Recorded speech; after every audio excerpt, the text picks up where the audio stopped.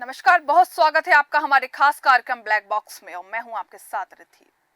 आज black box में बात होगी एडीआर की रिपोर्ट के बारे में, जो इस समय देश में चर्चा का विषय बनी हुई है, क्योंकि इस रिपोर्ट में कुछ ऐसे फैक्ट्स शामिल हैं जो खुद में एक गंभीर सवाल हैं। समाज की बुनियाद कानून और न्याय पर टिकी होती है। कानून हमें दिशा दिखाता है, जबकि न्याय सुनिश्चित करता है कि हर व्यक्ति को उसके अधिकार मिले। क्योंकि क्या हो जब यही कानून बनाने वाले लोग अपराधी बन जाएं? ऐसे में समाज के आम लोगों के लिए न्याय की उम्मीद करना मुश्किल हो जाता है। यह सवाल हमें सोचने पर मजबूर करता है। जब कानून बनाने वाले ही भ्रष्ट हो जाएं, तो न्याय की उम्मीद कहां से की जाए? कोलकाता लेडी डॉक्टर केस के बाद महाराष्ट्र के बदलापुर मामले के बाद देश को झकझोर दिया है।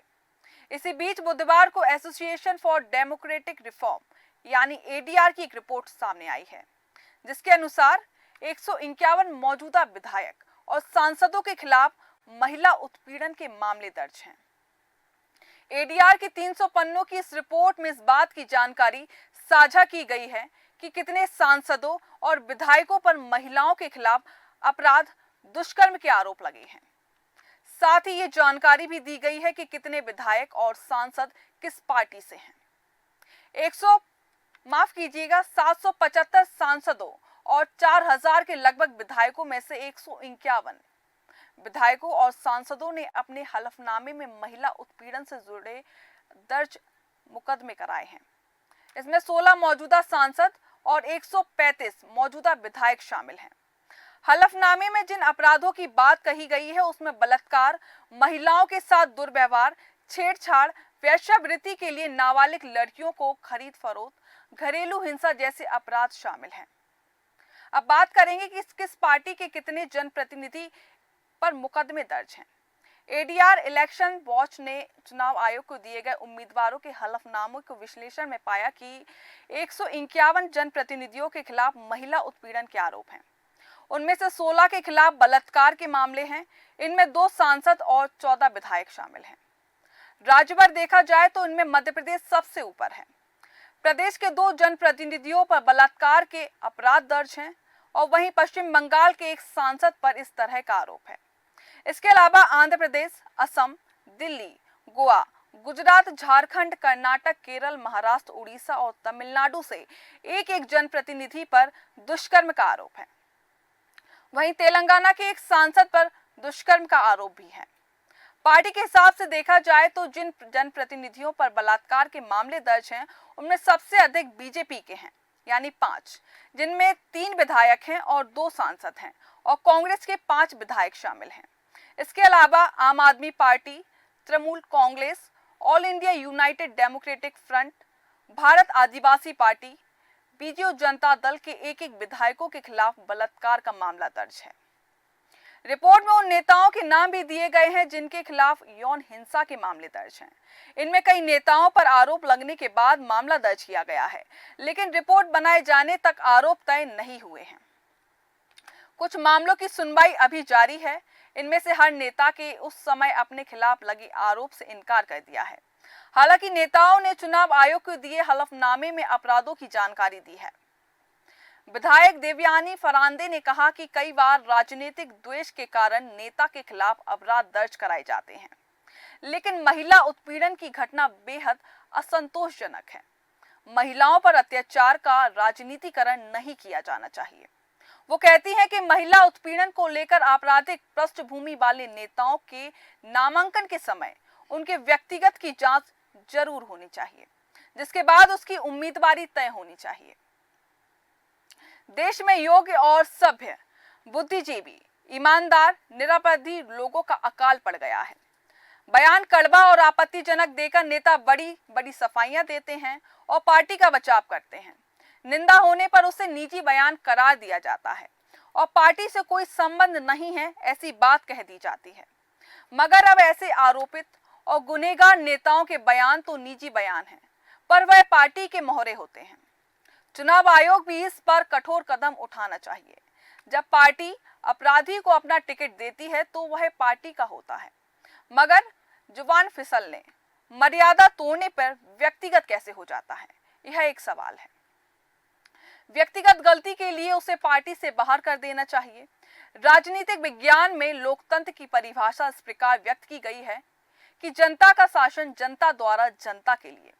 लेकिन आज के वर्तमान परिदृश्य में इस प्रकार की परिभाषा का विलोम होता हुआ नजर आ रहा है, या यूं कहा जाए कि जनता द्वारा पार्टी का शासन पार्टी के लिए काम करता दिखाई दे रहा है। जनता द्वारा सरकार चुनी जाती है, मगर जनता का शासन जनता के लिए नहीं हो रहा है। ऐसा लोकतंत्र किस काम का है जहां व्यक्तियों की आवाजों को अनसुना कर दिया जाता है।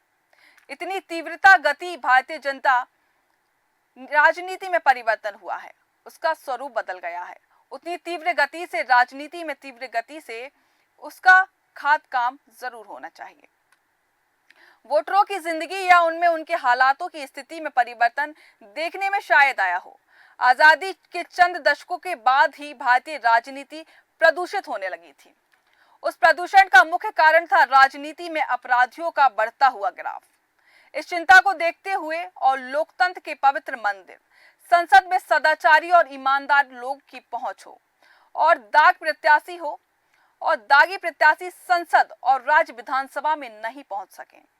इसके लिए 25 सितंबर 2018 को माननीय सुप्रीम कोर्ट ने राजनीति के अप्रतिकरण पर फैसला देते हुए कहा कि संसद कानून बनाने के लिए जिम्मेदारी ले, मगर खुद कानून बनाने वाले लोग कानून की अवहेलना करें।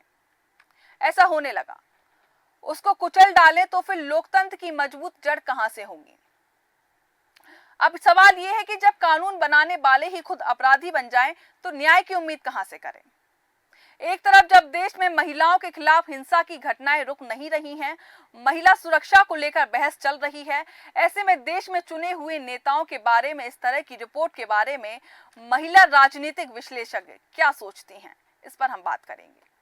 वरिष्ठ पत्रकार प्रतिमा जोशी ने बात करते हुए कहा कि ऐसा नहीं है कि ऐसे जनप्रतिनिधि हाल ही में राजनीति में आए हैं, ये धीरे धीरे बढ़ता गया है। हम सत्ता में रहते हुए आपराधिक प्रवृत्ति वाले लोगों के न्याय की उम्मीद करने लगे हैं। वो कहती है कि बिल्किन बानो की मामले में अभियुक्तों को समय सीमा खत्म होने से पहले आजाद कर दिया गया। यह बेशर्मी की पराकाष्ठा है। ऐसा लगता है कि शासन वर्ग ऐसे आपराधिक प्रवृत्ति वालों को पनाह दे रहा है। आम महिलाएं किससे न्याय की उम्मीद करें। इस प्रवृत्ति में राजनीति से महिलाओं की संख्या कम हो रही है। वहीं वरिष्ठ पत्रकार नीरजा चौधरी का मानना है कि ऐसे नेताओं को टिकट देना सभी राजनीतिक दलों का पाखंड है। उन्होंने बात करते हुए कहा कि जिन विधायकों और सांसदों के खिलाफ महिला उत्पीड़न अपराध का मामला दर्ज है, उनकी संख्या काफी बड़ी है। राजनीतिक दल पार्टी के बड़े नेताओं को चुनाव के लिए टिकट देते हैं, हालांकि उनके खिलाफ जो अपराध दर्ज होते हैं उसे नजरअंदाज किया जाता है। ये चिंता का विषय है कि महिलाओं के खिलाफ अपराध दर्ज होने पर भी चुनाव लड़ने के लिए टिकट देना कितना उचित है। नीरजा कहती हैं कि एक तरफ राजनीतिक दल खुद न्याय की बात करते हैं, हकों के लिए आवाज उठाते हैं, और दूसरी तरफ आपराधिक प्रवृत्ति वाले लोगों को मैदान में उतारते हैं। यह सभी राजनीतिक दलों का पाखंड है। उन्होंने कहा कि उन्हें शर्म आनी चाहिए कि 2024 के भारत में भी ऐसी घटनाएं हो रही हैं। अब बात करें कि 2012 की। 2012 में high profile Nirbhaya gang rape case हुआ। उसके बाद सुधारों के बाद किए गए, लेकिन वादों के बावजूद भारत में स्थिति में कोई सुधार नहीं आया। कोलकाता की एक इंटर्न डॉक्टर के साथ हाल ही में भयानक दुष्कर्म हुआ और हत्या कर दी गई। एक बार फिर देश को उसने झकझोर कर रख दिया, जिससे हमारी गतिहीनता और कोई कार्रवाई न करने की स्थिति का पर्दाफाश हुआ है। विरोध प्रदर्शनों, मोमबत्ती जलाने और सोशल मीडिया पर अभियानों की एक लहर के बाद जब शोर कम होता है तो अक्सर ध्यान इस बात से हट जाता है कि उसके बाद क्या होता है। इसके बाद पीड़ित परिवार क्या क्या होता है। नौकरशाही के चक्रव्यूह में फंसकर यह साबित करना उनके लिए कितना कष्टदायक रहा होगा कि उनकी बेटियों के साथ क्रूरता से बलात्कार किया गया और उनकी हत्या कर दी गई। क्या हम वास्तव में उन परिवारों की पीड़ा को समझ सकते हैं जो अदालती कार्रवाई का सामना करते हैं, पुलिस से निपटते हैं, आरोप पत्रों को देखते हैं और बार बार अपने दुखों को दोहराते हैं, जो माता पिता कभी अपनी बेटियों की भविष्य की उपलब्धियों के बारे में गर्व से बातें करते थे, अब वे खुद को अपनी बेटी के बेजान शरीर के साथ जूझते हुए पाते हैं और मदद के लिए रोते हैं, गुहार लगाते हैं। दुष्कर्म आरोपी का व्यापक मुद्दा और भारत में इसकी सांस्कृतिक स्वीकृति कमरे में मौजूद हाथी को संबोधित करने जैसा है, जो कि महत्वपूर्ण है। हमारी चर्चाएं अक्सर मूल मुद्दों को अनदेखा कर देती हैं। बलात्कार के मामले केवल आंकड़े नहीं हैं, बल्कि एक गहरी सांस्कृतिक समस्या को दर्शाते हैं।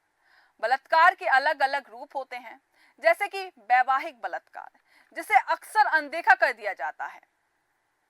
न्याय की तलाश में कई धाराएं आती हैं, कुछ में एफआईआर दर्ज नहीं की जाती है, खासकर जब जब आरोपी पुलिस या सुरक्षा अधिकारी होता है। और जहां एफआईआर दर्ज की जाती है, वहां 1 साल तक की देरी होती है, जैसा कि 2024 की एक समाचार रिपोर्ट में बताया गया। कार्रवाई को गति देने के लिए कार्यकर्ताओं को अक्सर हस्तक्षेप करना पड़ता है। सुप्रीम कोर्ट द्वारा 2 उंगली जांच पर प्रतिबंध लगाने के बावजूद बलात्कार पीड़ितों में से लगभग आधे से भी कम इसको झेलते हैं। कईयों को देरी या चिकित्सा जांच की कमी का सामना करना पड़ता है, जिससे फॉरेंसिक सबूत खो जाते हैं और पुलिस सहायता अपर्याप्त होती है। कुछ बलात्कार के मामले में अपने स्थान के कारण लोगों का ध्यान आकर्षित करते हैं, जबकि कई दूर दराज के आदिवासी और ग्रामीण इलाकों में नियमित यौन हिंसाएं होती हैं, जिन पर किसी का ध्यान नहीं जाता। इससे यह सवाल उठता है कि क्या सक्रियता चुनिंदा मामलों पर ही केंद्रित है, जिससे वंचित इलाकों में कई महिलाओं को न्याय नहीं मिल पाता है। बलात्कार के मामलों में कानूनी खामियां अक्सर न्याय प्रणाली की प्रभावशीलता को कमजोर करती हैं, जिससे यौन हिंसा को बढ़ावा मिलता है। सहमति को अपर्याप्तता, परिभाषा कम और शुद्ध दोषी बरी होने की ऊंचाई और जमानत, फॉरेंसिक जांच में देरी, अपर्याप्त पीड़ित सुरक्षा जैसे मुद्दे अपराधियों को जवाबदेही से बचने का कारण बन सकते हैं। उदाहरण के लिए एफआईआर दर्ज कराने, यह तत्काल चिकित्सा जैसे कि कानून सुरक्षा उपायों में सख्त कार्यान्वयन की कमी सबूत हो सकते हैं और अभियोजन की संभावना कम हो सकती है। प्रतिक्रिया के देरी और प्रशासनिक अक्षमता, नौकरशाही की अक्षमता पीड़ितों को न्याय पाने में हतोत्साहित करती है, जिससे एक ऐसा चक्र चलता है जिसमें अपराधियों को बहुत कम या कोई परिणाम नहीं भुगतना पड़ता है, जिससे आगे और अपराध करने को बढ़ावा मिल जाता है। बलात्कारियों को नायक के रूप में माला पहनाने और उनका जश्न मनाने की परेशानी करने वाली प्रथा यौन हिंसा से निपटने के प्रयासों को कमजोर करती है। अपराधियों का यह महिमांडन एक खतरनाक माहौल बनाता है, जहां न्याय बाधित होता है, जिससे बलात्कार के नए मामलों को संबोधित करना और रोकना मुश्किल होता जा रहा है। इसी मुद्दे को प्रभावी ढंग से संबोधित करने के लिए हम बलात्कार की सांस्कृतिक स्वीकृति को चुनौती देनी होगी। समय की सबसे बड़ी मांग यह है कि राष्ट्र को काली, दुर्गा, लक्ष्मी और सरस्वती जैसी प्रतीकात्मक देवियों का प्रतिनिधित्व से आगे बढ़ना होगा। इसके बजाय वास्तविक समानता हासिल करनी होगी। जब कानून बनाने वाले ही अपराधी बन जाएं, तो न्याय की उम्मीद किससे करें? जी हाँ, जब कानून बनाने वाले ही अपराधी बन जाएं, तो न्याय की उम्मीद किससे करनी चाहिए? न्याय की उम्मीद का सबसे बड़ा स्रोत समाज की सामूहिक जागरूकता और संकल्पता होती है। हमें अपने समाज को बेहतर बनाने के लिए लगातार प्रयास करना होगा।